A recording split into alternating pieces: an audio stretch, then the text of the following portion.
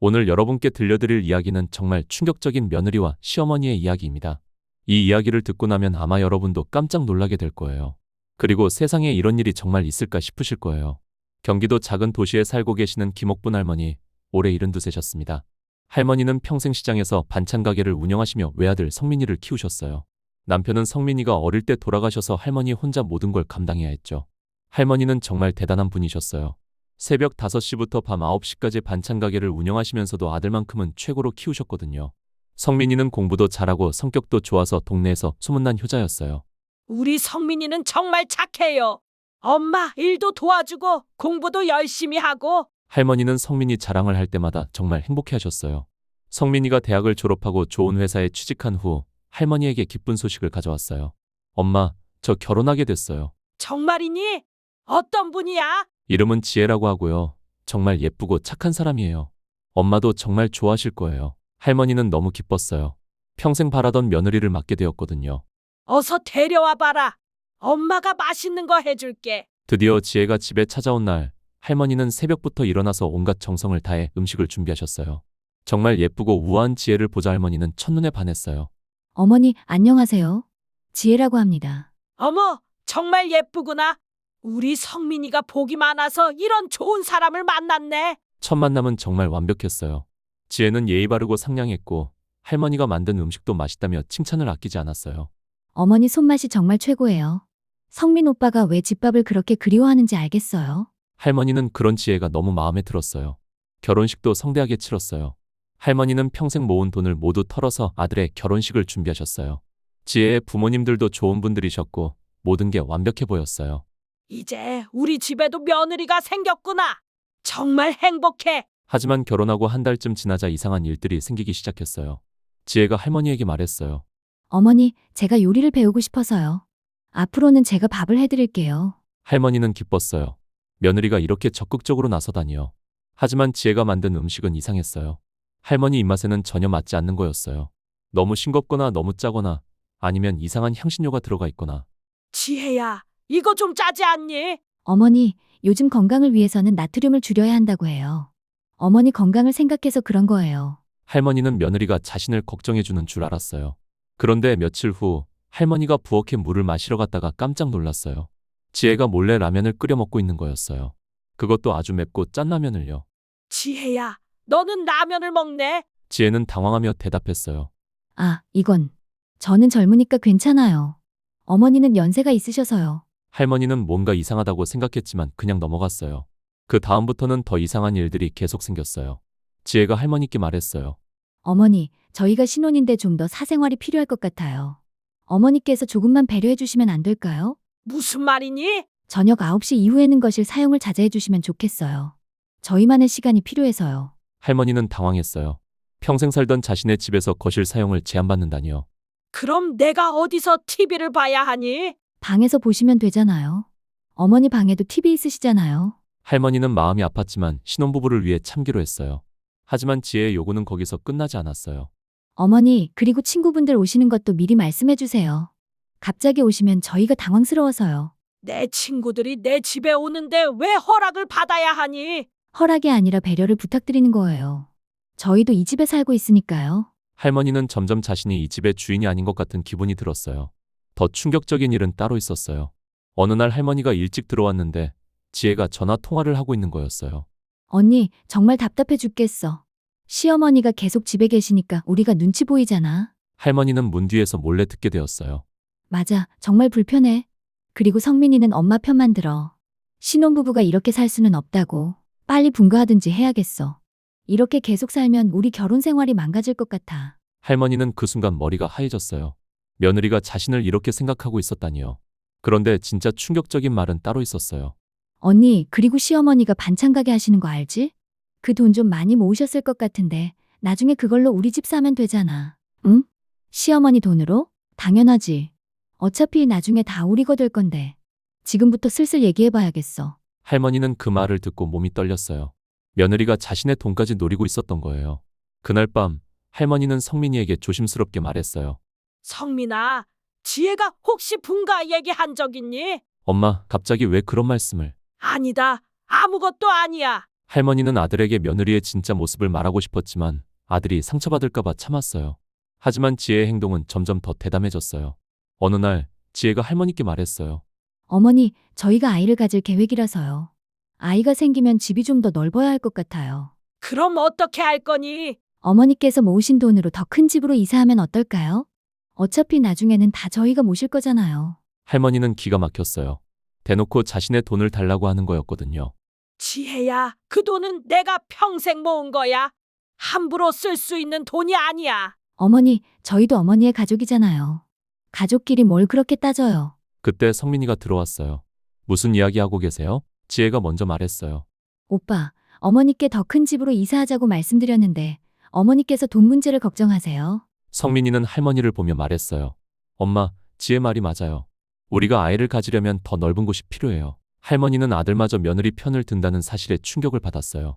성민아, 너도 지혜 편이니? 편이 뭐가 중요해요? 우리는 가족이잖아요. 그런데 더 큰 충격이 기다리고 있었어요. 며칠 후 할머니가 반찬 가게에서 일하고 있는데 지혜가 찾아왔어요.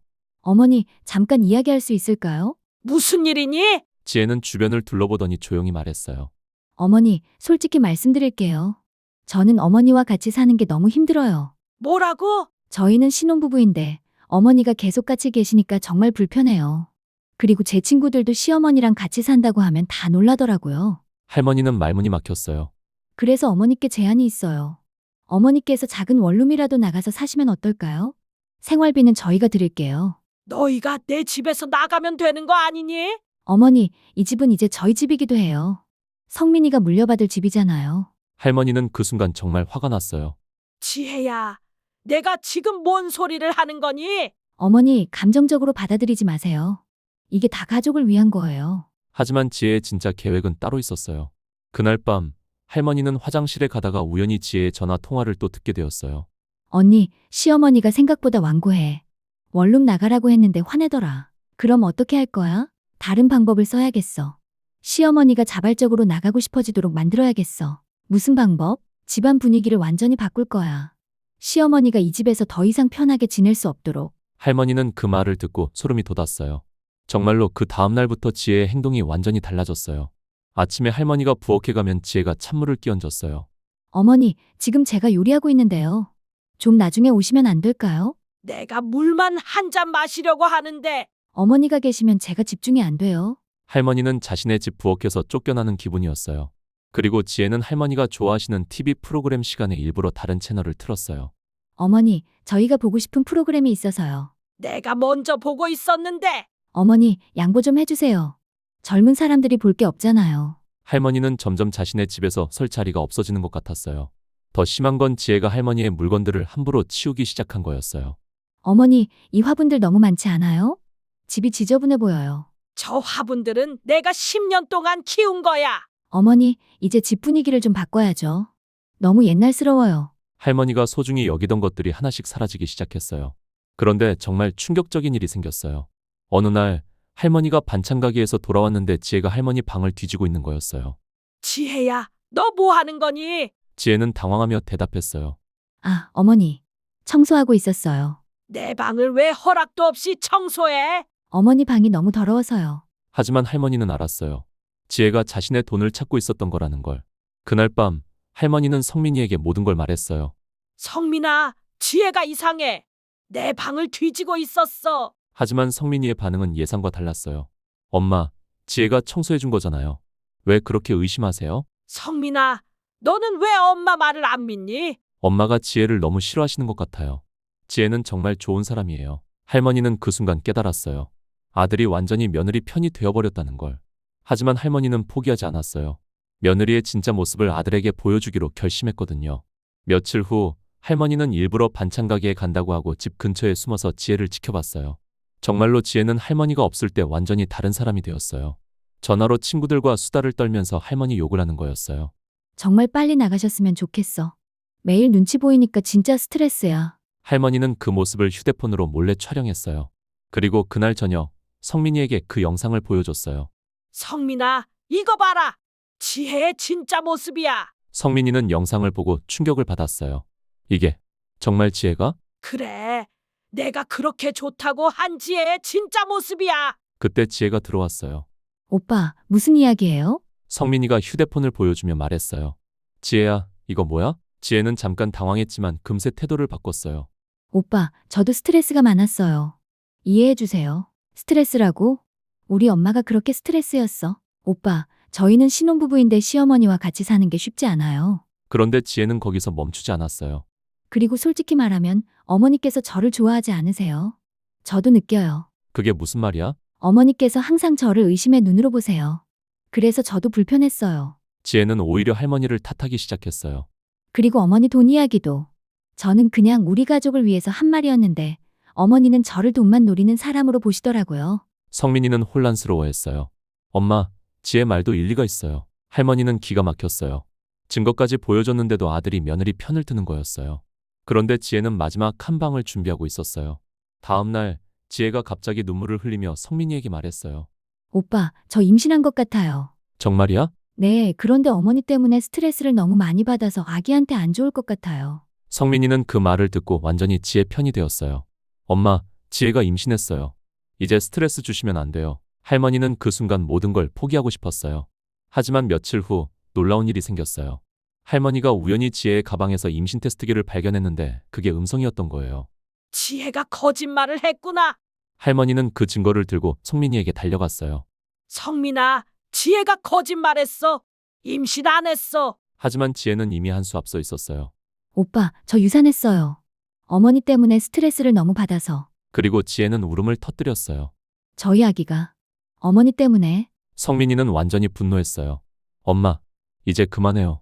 지혜가 우리 아이를 잃었잖아요. 할머니는 그 순간 모든 게 끝났다고 생각했어요. 하지만 하늘은 할머니를 버리지 않았어요. 어느 날 지혜의 친구가 실수로 할머니가 있는 줄 모르고 집에 왔는데 그 친구가 지혜에게 이런 말을 했어요. 지혜야, 너 정말 연기 잘하더라. 임신한 척하고 유산한 척하고. 쉿. 작게 말해. 근데 시어머니는 언제 내보낼 거야? 곧이야. 성민이가 이제 완전히 내 편이 됐거든. 할머니는 그 대화를 다 들었어요.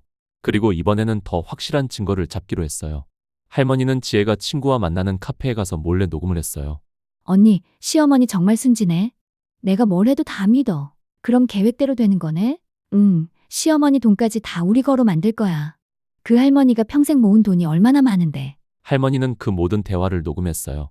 그리고 그날 저녁 성민이가 있는 자리에서 그 녹음을 틀었어요.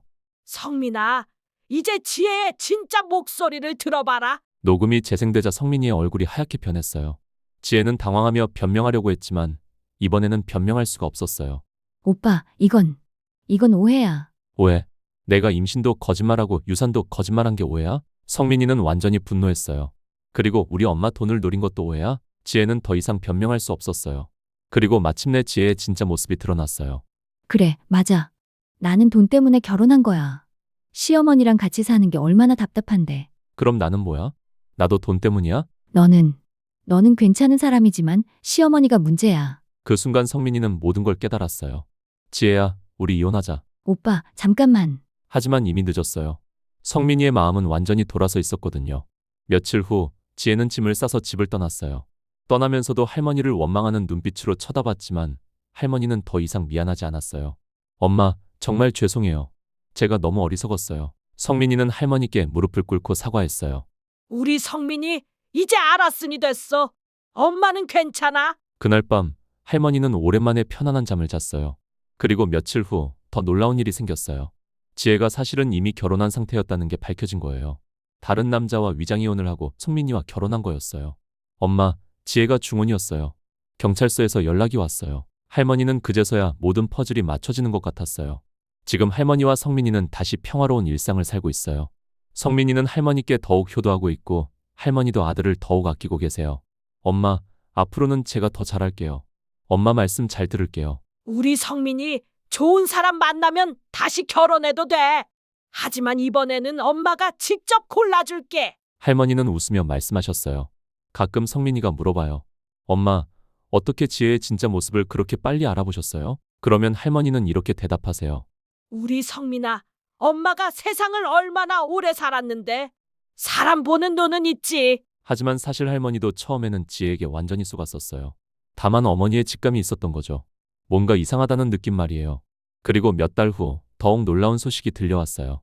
지혜가 다른 남자들도 여러 명 속여서 돈을 뜯어냈다는 사실이 밝혀진 거예요. 지혜는 전문적으로 결혼 사기를 치는 사람이었던 거죠. 엄마, 정말 다행이에요. 만약 엄마가 지혜를 막지 않았다면 저는 완전히 망했을 거예요. 성민이는 그제서야 할머니의 지혜로움에 감탄했어요. 지금도 할머니는 반찬 가게를 운영하고 계시고 성민이는 매일 퇴근 후 할머니 일을 도와드리고 있어요. 그리고 두 분은 서로를 더욱 아끼며 살고 계세요. 엄마, 다음에 결혼할 때는 정말 착한 사람으로 골라주세요. 당연하지. 엄마가 직접 테스트해 볼 테니까 걱정 마라. 할머니는 웃으며 대답하세요. 그리고 할머니는 이웃 아주머니들에게 자신의 경험담을 들려주시기도 해요. 요즘 며느리들 조심해야 해. 겉보기만 믿으면 안 돼. 맞아. 옥분이 내가 정말 똑똑했어. 우리 같으면 완전히 당했을 거야. 할머니의 이야기는 동네에서 유명해졌어요. 그리고 많은 어머니들이 할머니께 조언을 구하러 오시기도 하고요. 어느 날 한 아주머니가 찾아와서 말했어요. 옥분이 언니, 우리 며느리도 좀 이상한 것 같은데 어떻게 확인해 볼까요? 그러면 할머니는 친절하게 조언해 주세요. 일단 며느리가 혼자 있을 때 어떻게 행동하는지 지켜봐. 그리고 친구들과 통화할 때 무슨 말 하는지도. 할머니의 조언 덕분에 동네에서 며느리 사기를 당하는 집이 줄어들었어요. 그런데 정말 재미있는 일이 하나 더 생겼어요. 몇 달 후 지혜가 감옥에서 할머니께 편지를 보낸 거예요. 편지 내용은 이랬어요. 어머니, 저는 정말 반성하고 있습니다. 어머니의 지혜로움에 완전히 졌습니다. 제가 그동안 많은 사람들을 속여왔지만 어머니같이 똑똑한 분은 처음이었어요. 할머니는 그 편지를 보고 웃으셨어요. 인연이 지금까지도 아부를 하네. 성민이가 물어봤어요. 엄마, 답장 안 하세요? 뭘 답장해. 그냥 놔둬. 하지만 할머니는 속으로 생각했어요. 감옥에서라도 반성하고 살았으면 좋겠다. 그리고 지금 할머니와 성민이는 정말 행복하게 살고 있어요. 성민이는 회사에서 승진도 하고 할머니는 건강하게 반찬 가게를 운영하고 계시고요. 엄마, 저 이제 정말 엄마 말씀만 들을게요. 그래, 우리 성민이. 앞으로는 엄마가 며느리를 직접 면접 봐서 골라줄게. 할머니는 농담으로 말씀하시지만 성민이는 정말로 그렇게 하겠다고 해요. 동네 사람들은 할머니를 지혜로운 할머니라고 부르고 있어요. 그리고 젊은 며느리들은 할머니를 보면 고개를 숙이고 인사를 해요. 할머니, 안녕하세요. 그래, 잘 지내렴. 시어머니한테 잘해야 해. 할머니의 한마디에 며느리들은 네, 알겠습니다. 라고 대답하고 가요. 이제 할머니는 동네의 며느리 상담사가 되셨어요. 어려운 일이 있으면 모두 할머니께 찾아와서 조언을 구하죠. 그리고 할머니는 항상 이렇게 말씀하세요. 사람은 겉모습만 봐서는 절대 알 수 없어. 진짜 속마음을 알려면 시간이 필요하지. 이 이야기를 듣고 계신 여러분도 혹시 주변에 이상한 사람이 있다면 조심하세요. 특히 너무 완벽해 보이는 사람일수록 더 의심해봐야 해요. 그리고 부모님의 말씀은 항상 귀담아 들으세요. 부모님은 우리보다 인생 경험이 많으시거든요. 할머니처럼 지혜로운 분들 덕분에 우리 사회가 더 안전해지는 것 같아요. 여러분도 할머니의 지혜를 본받아서 나쁜 사람들에게 속지 마세요.